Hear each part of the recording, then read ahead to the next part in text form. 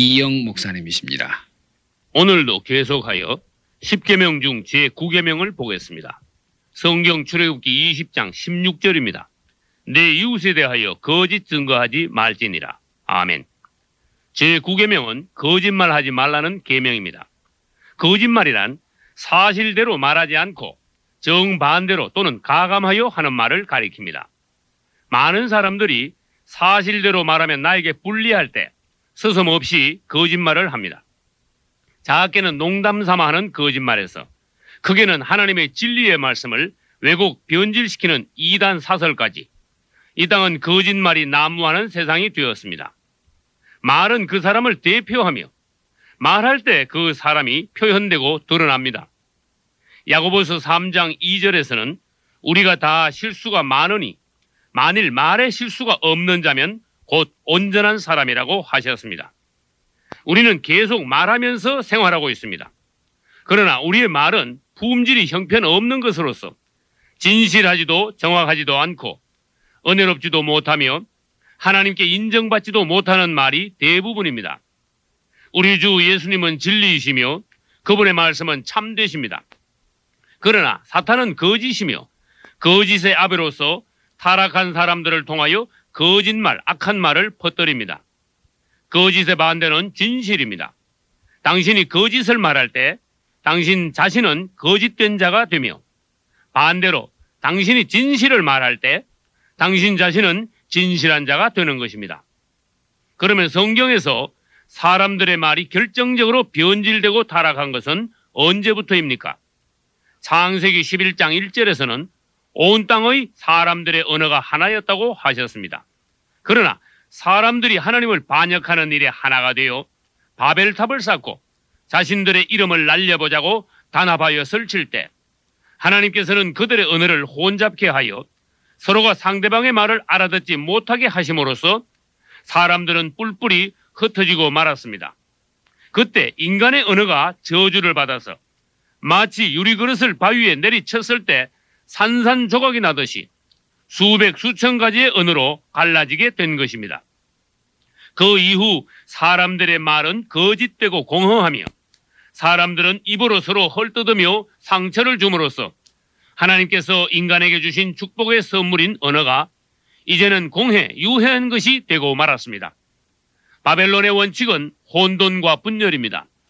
오늘날에도 우리는 각자가 자기의 주장과 사상을 따라 말하며 철학이나 교리를 앞세워 강조함으로써 서로 말이 안 통하는 경우가 허다합니다. 가정에서나 교회에서 서로가 다른 말을 하면 혼돈이 오며 혼돈의 결과 분열이 있게 됩니다.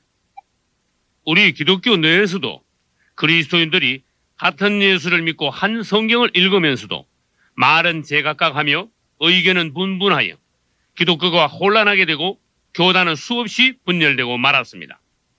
요한복음 17장 11절의 예수님의 기도는 정확히 오늘날 우리들을 위한 기도입니다.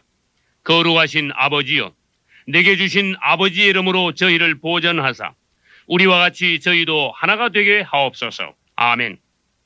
그러면 우리가 해서는 안 되는 말은 어떤 것이 있는지 보겠습니다. 첫째, 거짓말을 해서는 안 됩니다. 진실을 감추고 거짓을 말할 때 그것은 사탄이 내 안에서 말하고 있는 것입니다. 거짓 영이 들어간 사람은 성경 말씀까지도 변질시켜 풀이하게 될 것입니다. 또 진실하지 않은 사람은 하나님에게도 사람에게도 신뢰받지 못하게 됩니다. 둘째, 농담을 좋아하지 마십시오. 농담을 잘하는 사람은 재미있고 인기 있는 사람은 될지 몰라도 영적이며 무게 있는 사람은 되지 못합니다. 우리 예수님은 농담을 하지 않으셨습니다.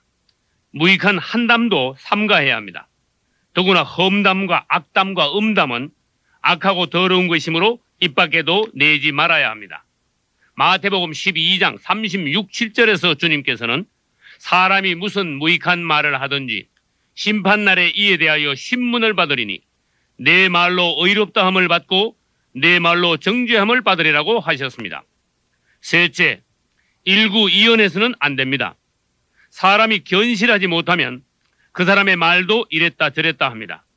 당신의 말이 조석으로 변하며 춤출 때 당신은 스스로 경솔한 사람임을 드러내게 되는 것입니다. 어떤 사실을 과장하거나 축소해서 말하는 것도 거짓말하는 것이 됩니다. 뱀의 혀는 두 갈래로 갈라졌습니다. 일구이연하거나 이간질하는 혀, 그리고 상황에 따라 이리저리 둘러대는 혀는 뱀의 혀를 닮은 것입니다. 넷째, 너무 많은 말을 하지 맙시다. 우리가 주님처럼 말할 수 있다면 되도록 말을 많이 해야 합니다. 그러나 가치와 무게가 없고 정확하지도 않으며 또 생명이 없는 말은 할수록 손해가 됩니다. 잠언 10장 19절에서도 말이 많으면 허물도 많아진다고 하셨습니다. 대체로 여자들이 말이 많은 것은 사실입니다. 또 여자 성도들의 입 때문에 교회가 시험에 드는 경우도 종종 있습니다. 내가 내 입을 잘 지키지 못한다면 언제든지 사단에게 내어줄 수 있게 되는 것입니다. 꼭 말을 많이 하려면 하나님 앞에 나아가서는 온종일 하나님께 말해도 좋은 것입니다. 그러나 사람 앞에서 말이 많은 사람일수록 하나님 앞에서는 거의 기도하지 않습니다. 다섯째, 감정을 따라서 즉흥적으로 말해서는 안 됩니다. 사람의 감정은 조속으로 변합니다. 그러므로 감정 안에서 말하는 것은 믿을 수 없는 말이며 즉흥적으로 하는 말은 경솔하고 무책임한 말이 되기가 쉽습니다. 그리스도인들이 말을 절제하지 못할 때 오히려 불신자들보다 못하게 될 수 있으며 노인이 되어서도 그 말에 무게가 없다면 차라리 아이들에게서 들을 것이 더 많게 될 것입니다. 이제 우리 그리스도인들이 어떻게 말해야 하는지에 대해 보기로 하겠습니다. 첫째, 우리는 진리를 말해야 합니다. 진리란 바로 우리 주 예수 그리스도이십니다. 그러므로 내가 말할 때 나의 주장이나 의견을 말해서는 안 되며 또 나의 감정이나 기호를 따라서 말해서도 안 됩니다. 우리는 그분께서 하신 말씀을 따라서 말해야 하며 그분을 대신하여, 그분을 위하여 또 그분에 관하여 말해야 합니다. 그것이 진리를 말하는 것이며 복음에 관하여 말하는 것입니다. 둘째, 살리는 말을 해야 합니다. 말을 잘 못하면 사람을 죽이게 되고 잘하면 사람을 살릴 수 있습니다. 축복하는 말과 칭찬하는 말, 위로하고 화해시키며 감사하는 말은 살리는 말입니다. 셋째, 경솔하게 말하는 대신 기도하고 말하기를 배웁시다. 느헤미야 2장 4절에서 왕이 질문했을 때 느헤미야는 기도하고 대답함으로써 왕을 감동시키고 하나님의 뜻을 이룰 수가 있었습니다. 기도하고 말한다는 것은 주님께 물어보고 말하는 것이며 내 마음대로는 아무것도 말하지 않겠다는 충실한 종의 모습입니다. 넷째, 우리의 말은 분명해야 합니다. 사람이 희미하면 그 사람의 말도 희미합니다. 우리의 말이 분명하지 않을 때 그것은 사탄에게 여지를 남겨주게 됩니다. 예스와 노를 정확하게 말하고 행동하십시오. 다섯째, 그리스도인이 되었으면 이제 새 말을 합시다. 그것은 마가복음 16장 17절의 거듭난 자들의 새 방언을 말하는 것입니다. 당신의 말투가 예수 믿기 전이나 후가 똑같으면 안 됩니다. 또 10년 전이나 지금이나 말하는 수준이 똑같다면 당신은 가련한 사람인 것입니다. 사무엘상 3장 19절에서 사무엘의 말은 하나도 땅에 떨어지지 않았다고 하셨습니다.